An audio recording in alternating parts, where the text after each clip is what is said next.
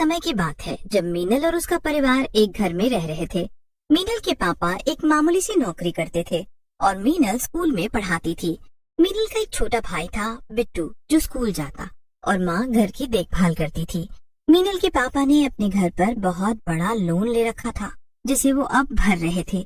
बस इसी वजह से घर में बड़ी दिक्कत परेशानी होने लगी थी। एक दिन मीनल के पापा उदास मुंह लटकाए ऑफिस से घर आते हैं। अरे पापा आ गए, आओ पापा यहाँ बैठो। क्या हुआ जी, आप कुछ परेशान से लग रहे हैं। नहीं, बस ऐसे ही। नहीं पापा, कुछ तो बात है, प्लीज बताओ ना, क्या हुआ। अरे वो ऑफिस में किसी बात पे मेरी बहुत लड़ाई हो गई। मेरे साथ आज बड़ी बदतमीजी हुई, इसीलिए मैंने नौकरी छोड़ दी। क्या, नौकरी क्यों छोड़ दी? अब इस उम्र में आपको कौन सी दूसरी नौकरी मिलेगी? अरे माँ, आप ऐसे क्यों बोल रही हो? पापा के साथ इतना गलत होगा तो क्या करेंगी, सोचो। हाँ बेटी, मैं समझती हूँ, पर अब घर कैसे चलेगा? अरे मैं हूँ ना, अब पापा को दूसरी नौकरी मिल जाएगी। कुछ दिन ऐसे ही निकल जाते हैं और घर में पैसों की कमी की वजह से एक के बाद एक परेशानी आने लगती है। धीरे धीरे घर में मीनल के पापा मम्मी में लड़ाइयाँ होने लगती हैं। फिर एक दिन जब दोनों लड़ ही रहे होते हैं कि तभी दरवाजे पर कोई आदमी आता है। ये ओम प्रकाश कौन है? जी मैं हूँ, बोलिए क्या हुआ? मेरे बाबूजी से आपने 10 लाख रुपए लिए थे इस मकान को बनाने के लिए, और आपने अभी तक नहीं चुकाए। अब वो हॉस्पिटल में है और उनका ऑपरेशन है। हमें पैसों की सख्त जरूरत है। हे भगवान, ये मुसीबतों का पहाड़ मेरे सर पर कहाँ से आकर टूट पड़ा। वो तो उसी वक्त अपना सर पकड़कर बैठ जाता है। इतने में मीनल भी स्कूल से आ जाती है। जब मीनल को ये बात पता लगती है तो वो भी बड़ी परेशान होती है। वो लोग घर का एक एक पैसा जोड़ लेते हैं पर कर्जा नहीं चुका पाते। उसके बाद उनके पास बस एक ही रास्ता होता है, वो उस घर को बहुत ही कम दाम में बेच देते हैं, जिससे पहले वो 10 लाख का कर्ज चुकाते हैं और फिर बाकी बचे हुए पैसों से नया घर ढूंढते हैं। मीनल को एक दिन घर तलाशी में एक घर बहुत ही सस्ते दाम में मिलता है, पर उसकी हालत बहुत बुरी हो रखी होती है। मीनल के पापा उस घर को खरीद लेते हैं। देखो, घर की हालत तो ठीक नहीं, पर हमारे पास इतने ही पैसे थे तो क्या कर सकते हैं। चलो फिर कल सामान बांध लेना और फिर कल ही हम उस घर में शिफ्ट हो जाएंगे। अगले दिन सब लोग घर का सभी सामान बांध लेते हैं और अपने नए घर में शिफ्ट हो जाते हैं, जो कि बड़ी ही बुरी हालत में होता है। पापा, ये घर तो बहुत ही अजीब है, क्या हम इस घर में रहेंगे? बेटा, ऐसे नहीं बोलते, अब यही हमारा घर है और अभी देखना, ये ही घर कितना चमक जाएगा। हाँ पापा, मम्मी और मैं इसकी सफाई कर देंगे तो ये भी अच्छा हो जाएगा। अरे बिट्टू, तू भी ना। अच्छा तो एक काम कर, जा बाग में जाकर खेल, जब तक हम इस घर को सुंदर बना देंगे। बिट्टू मुंह बनाकर बाग में खेलने चला जाता है। बाग में बड़े बड़े पेड़ झाड़ियाँ होते हैं। बिट्टू को वहाँ बड़ा अजीब सा महसूस होता है। फिर अचानक उसे एक आवाज आती है। बिट्टू आगे चलकर देखता है और सुनने की कोशिश करता है, पर उसे कहीं कोई नहीं दिखता। लगता है ये मेरा वहम है। खैर, अब मुझे वापस जाना चाहिए, बहुत भूख लग रही है। अरे, ये आवाज तो फिर से आ रही है, पर किसकी आवाज है ये और कहाँ से आ रही है? बिट्टू फिर भी उस मटके को ढूंढने लगता है और फिर थोड़ी दूर पर उसे झाड़ियों के पीछे कुछ दिखाई पड़ता है। बिट्टू उसके करीब जाने ही लगता है कि तभी उसकी बहन मीनल उसे पीछे से आवाज देती है। बिट्टू, जल्दी आओ, खाना तैयार है और सफाई भी हो गई है। बिट्टू अपनी बहन मीनल के साथ वापस घर में चल देता है, पर बार बार वो पीछे मुड़कर झाड़ियों की तरफ देखता जाता है। घर जाकर उस सब के साथ खाना खाता है और उसका ध्यान अभी भी वहीं होता है। सब लोग बड़े थक चुके होते हैं, इसीलिए सब लोग सोने चले जाते हैं। अब रात काफी हो जाती है। मीनल गहरी नींद में होती है, पर बिट्टू की आंखों में जरा भी नींद नहीं होती। बिट्टू से रहा नहीं जाता और वो चुपके से बाग में पहुंच जाता है। वहाँ वो उसी झाड़ी के पीछे जाकर देखता है तो उसे वहाँ एक मटका दिखता है। मटके के मुंह पर एक लाल कपड़ा बंधा हुआ होता है, जिसे बिट्टू खोल देता है। कपड़ा खोलते ही मटके से एक हवा बाहर आती है और बिट्टू वहीं बेहोश हो जाता है।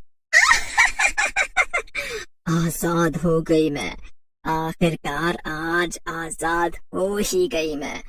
कितने साल से मैं इस छोटे से मटके में कैद थी, कितनी तकलीफ थी।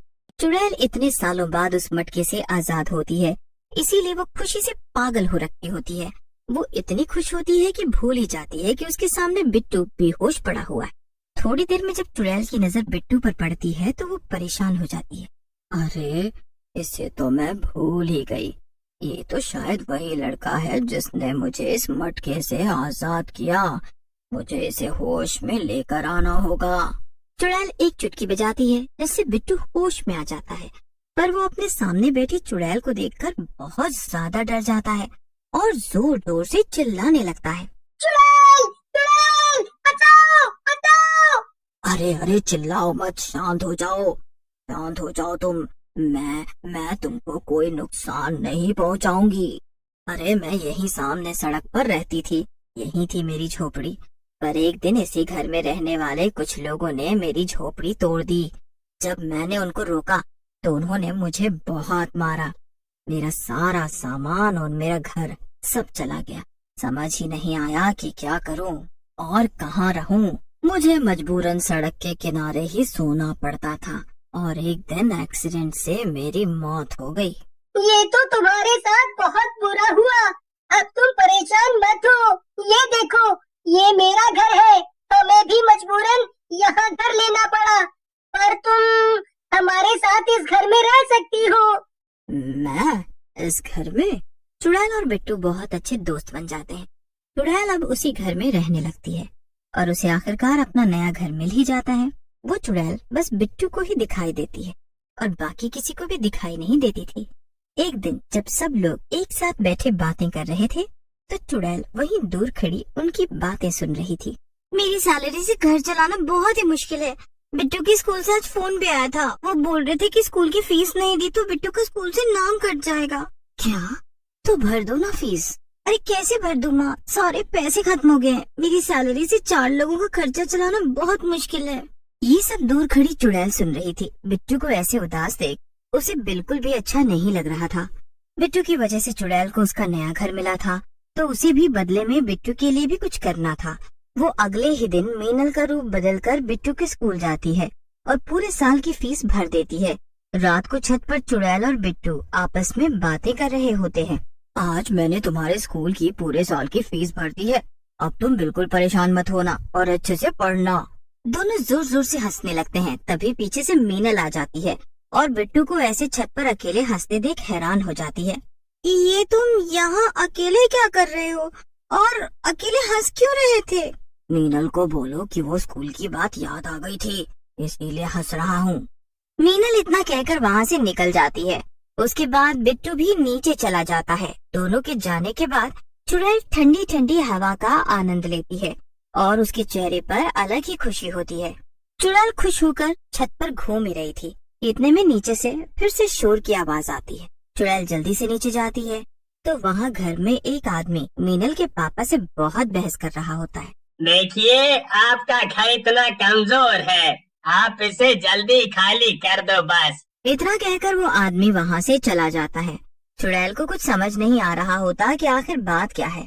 वो रात को अकेले में बिट्टू से पूछती है तो वो बताता है, अरे ऐसे कैसे हो सकता है, ये तो तुम लोगों के साथ बहुत बुरा हुआ। कुछ दिन बाद पड़ोस वाला घर टूटना शुरू हो जाता है। सब लोगों को टेंशन हो जाती है कि अब उनका घर भी गिर जाएगा। मीनल और उसकी माँ तो जोर जोर से रोने भी लगते हैं। हमारा घर, हमारा घर। सब लोग घर के बाहर आ जाते हैं।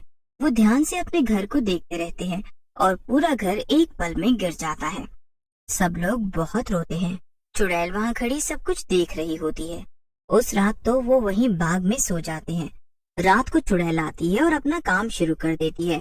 वो रातों रात उस घर को बनाकर खड़ा कर देती है। जब सुबह मीनल, बिट्टू और उसके मम्मी पापा उठते हैं तो उनको अपनी आंखों पर विश्वास ही नहीं होता। सब बड़े हैरान होते हैं और इधर बिट्टू और चुड़ैल एक दूसरे को देखकर मुस्कुराने लगते हैं। सब घर के अंदर जाते हैं। घर इतना सुंदर होता है कि सबकी आंखें फटी की फटी रह जाती हैं। उसके बाद बिट्टू सबको शुरू से सारी कहानी बताता है। उसके बाद वो चुड़ैल सबके सामने आ जाती। सब उस चुड़ैल का शुक्रिया अदा करते और घर का सबसे सुंदर कमरा उस चुड़ैल के लिए रखते हैं। बहुत समय पहले की बात है। एक गांव में माधव नाम का एक बड़ा ही अच्छा मूर्तिकार रहता था। वो बहुत ही सुंदर मूर्ति बनाता था, पर गांव में उसकी मूर्ति के कोई खास अच्छे दाम नहीं मिलते थे। एक दिन वो सब कुछ छोड़ छाड़ कर शहर चला जाता है।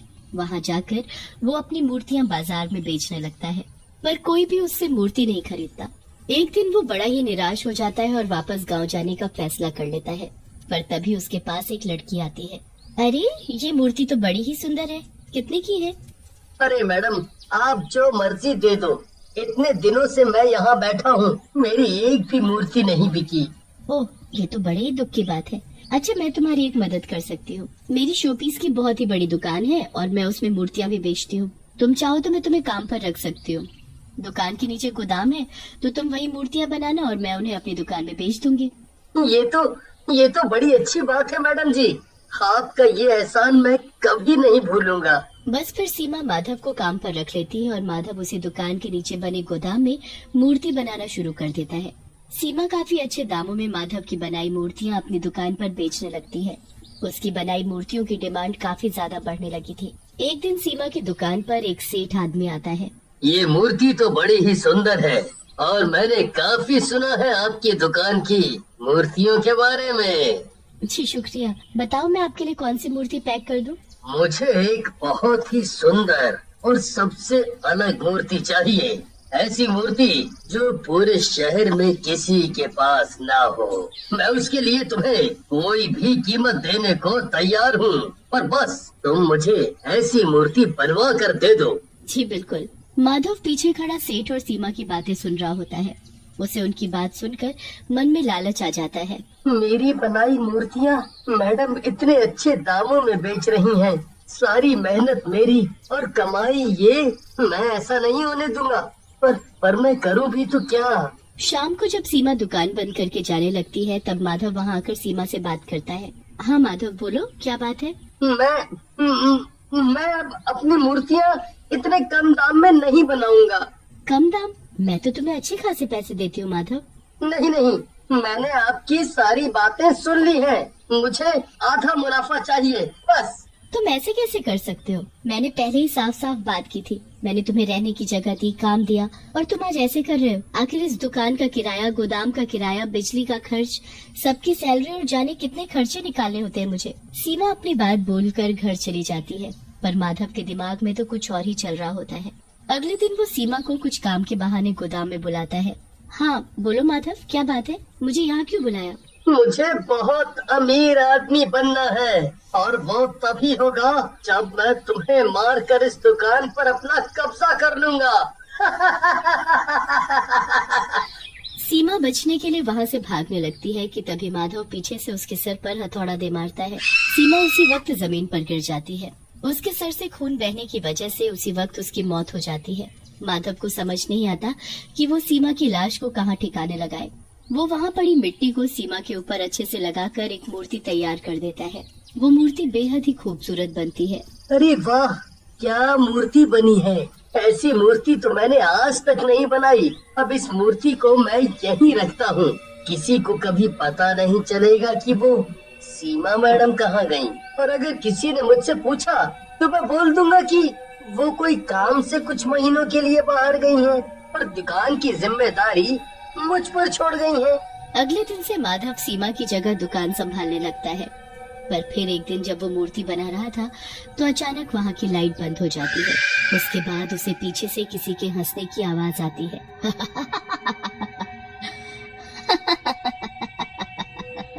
कौन है यहाँ? माधव को अंधेरे में कुछ नहीं दिखता। वो अपनी जेब से माचिस निकालता है और एक तिल्ली जलाता है। जैसे ही थोड़ी रोशनी होती है तो उसे मूर्ति की जगह एक चुड़ैल दिखाई देती है। माधव जोर से चिल्लाता है और उसके हाथ से जलती हुई माचिस की तीली छूटकर नीचे गिर जाती है। माधव बहुत डर जाता है और तभी लाइट वापस आ जाती है। अभी तो इस मूर्ति की जगह एक चुड़ैल थी और ये तो वही मूर्ति है जिसमें मैंने सीमा मैडम को बंद किया हुआ है। कहीं ये चुड़ैल तो नहीं बन गई? नहीं, ऐसा कैसे हो सकता है? ये सब मेरा वहम है। माधव घर जाकर सो जाता है। उसके जाने के बाद वो मूर्ति हिलने लगती है और फिर से एक चुड़ैल में बदल जाती है। इससे क्या लगा, ये इसका वहम है। अब मैं आ गई हूँ अपनी मौत का चुड़ैल वहाँ रखी सारी मूर्तियों को एक एक करके तोड़ देती है। बहुत घमंड हो गया है ना इसे अपनी मूर्तियों पर। अब देखती हूँ कैसे ये अपनी मूर्तियों को मेरी दुकान में बेचेगा। चुड़ैल सारी मूर्तियाँ तोड़कर वहाँ से चली जाती है। सुबह जब माधव आता है तो सारे गोदाम में टूटी हुई मूर्तियाँ देखकर दंग रह जाता है। सभी मूर्तियों के टुकड़े टुकड़े हो रखे थे, पर बस एक ही मूर्ति बिल्कुल सही सलामत खड़ी थी, और वो वही भूतिया मूर्ति थी जिसमें सीमा का शरीर दफन था। ये कैसे हो सकता है? आखिर ये किसका काम है? जरूर रात को यहाँ कोई चोर आया होगा। माधव ऊपर दुकान में जाकर बैठ जाता है। अरे भाई, मैंने 4 दिन पहले एक मूर्ति का ऑर्डर दिया था, तैयार है क्या? वो तो कल रात ही टूट गई, अब क्या करूं? अरे क्या हुआ भाई, कुछ तो बोलो। जी, वो अभी उसमें कुछ काम बाकी है, आप उसे 2 दिन बाद ले जाना। अरे मुझे वो मूर्ति आज ही चाहिए थी। मैंने तुम्हें बताया भी था कि मुझे वो किसी को तोहफे में देनी है। अब वो तैयार नहीं है तो रहने ही दो, मुझे नहीं चाहिए। अरे पर आप रुकिए तो। ग्राहक उसकी बात सुने बिना ही चला जाता है। पूरे दिन ऐसे ना जाने कितने ग्राहक गुस्सा होकर वापस चले जाते हैं। अब माधव के साथ रोज रोज अजीब घटनाएं होने लगती हैं। कभी उसे गोदाम से हंसने की आवाज आती तो कभी उसे वहाँ कोई लड़की भागती हुई दिखती, और रोज उसकी बनाई मूर्तियाँ टूटी हुई मिलती। माधव को पूरा यकीन हो जाता है कि उस मूर्ति में ही कुछ है जिसमें उसने सीमा को बंद किया है। फिर शाम को वहाँ वही सेठ आता है जो 1 महीने पहले अपनी मूर्ति का ऑर्डर देकर गया होता है। अरे वो लड़की कहाँ गई? जी, वो तो किसी काम से कुछ महीनों के लिए बाहर गई हुई हैं। मैंने तो उसे एक मूर्ति का ऑर्डर दिया था। मैंने उसे मुंह मांगी कीमत देने को भी कहा था, पर वो तो चली गई। क्यों ना मैं इसे वही मूर्ति दे दूं? इससे मेरा उस मूर्ति से पीछा भी छूट जाएगा और मुझे उसके अच्छे पैसे भी मिल जाएंगे। माधव उस भूतिया मूर्ति को गोदाम से लेकर आता है और सेठ को दिखाता है। सेठ उसे देखता ही रह जाता है। सेठ उस मूर्ति के अच्छे पैसे माधव को देता है और उसे लेकर घर चला जाता है। सेठ उस मूर्ति को अपने घर के बीचों बीच सजा कर रख देता है। रोज रात को वो मूर्ति चुड़ैल में बदल जाती और माधव के गोदाम में जाकर रोज बाकी की मूर्तियों को तोड़ देती। माधव बड़ा ही परेशान हो जाता है। उसकी मूर्ति पूरी होने से पहले ही टूट जाती और ऐसे उसका काम धीरे धीरे कम होने लगता है। एक दिन उस मूर्ति की आंखों से खून के आंसू निकल रहे होते हैं। जैसे सेठानी वहाँ से गुजरती है तो उसकी नजर उन आंसुओं पर पड़ती है। अरे ये क्या लग गया इस पर? ऐसा लग रहा है जैसे इस मूर्ति के खून के आंसू निकल रहे, पर ऐसा कैसे हो सकता है? ये जरूर बच्चों की शरारत है। सेठानी उस मूर्ति के आंसू पोंछकर वहाँ से चल देती है। अगले दिन जब वो फिर उस मूर्ति को देखती है तो फिर से उसकी आंखों में खून के आंसू होते हैं। वो फिर साफ कर देती है, पर ऐसा रोज रोज होने लगता है। फिर रात को जब सेठ जी वहाँ से गुजर रहे होते हैं तो देखते हैं कि मूर्ति गायब है। वो पूरे घर में शोर मचा देते हैं। सब लोग उस मूर्ति को ढूंढते हैं पर मूर्ति कहीं नहीं मिलती। पर जब सुबह सब उठते हैं तो मूर्ति अपनी जगह पर ही होती है। ऐसा भर रात होने लगता है। मुझे तो इस मूर्ति में कुछ गड़बड़ लग रही है। इस मूर्ति की आंखों से खून के आंसू निकलते हैं और ये रात में गायब होकर सुबह वापस आ जाती है। हमें इस मूर्ति को तोड़ देना चाहिए, बस यही तरीका है इससे छुटकारा पाने का। सेठ एक हथौड़ा लाता है और उस मूर्ति पर दे मारता है। उस मूर्ति से खून बहने लगता है और फिर उसके अंदर से एक कंकाल बाहर निकलता है। हे भगवान, ये क्या है? ये तो किसी का कंकाल है। तभी उस टूटी मूर्ति से धुआं उठता है और वहाँ चुड़ैल आ खड़ी होती है। चुड़ैल, ये तो चुड़ैल है। मैं सीमा हूँ, वही सीमा जिसकी दुकान से तुमने ये मूर्ति खरीदी और ये मेरा ही कंकाल है। पर सीमा तो कहीं बाहर गई हुई है, ऐसा उस माधव ने मुझे बताया। झूठ बोल रहा है वो। उसने मुझे मारकर एक मूर्ति में बदल दिया ताकि वो मेरी दुकान पर कब्जा कर सके। आज तुमने इस मूर्ति को तोड़कर मुझे मुक्ति दे दी, पर मेरी आत्मा को तब तक शांति नहीं मिलेगी जब तक मैं उस माधव से बदला नहीं लूंगी। हे भगवान, उस माधव ने एक लड़की के साथ इतना बुरा किया। मैं उसे उसके किए की सजा दिलवा कर रहूंगा। नहीं, उसे तो मैं मारकर खुद सजा दूंगी। उसकी सजा तो मौत से भी बदतर होनी चाहिए। उसे तो जिंदगी भर जेल में सड़ना चाहिए। हाँ, बिल्कुल सही कहा आपने। अगले दिन सेठ पुलिस को सारी बात बताता है। पुलिस छानबीन करती है तो माधव का सारा सच सामने आ जाता है। उसे उम्र कैद की सजा मिल जाती है और सीमा को इंसाफ और मुक्ति।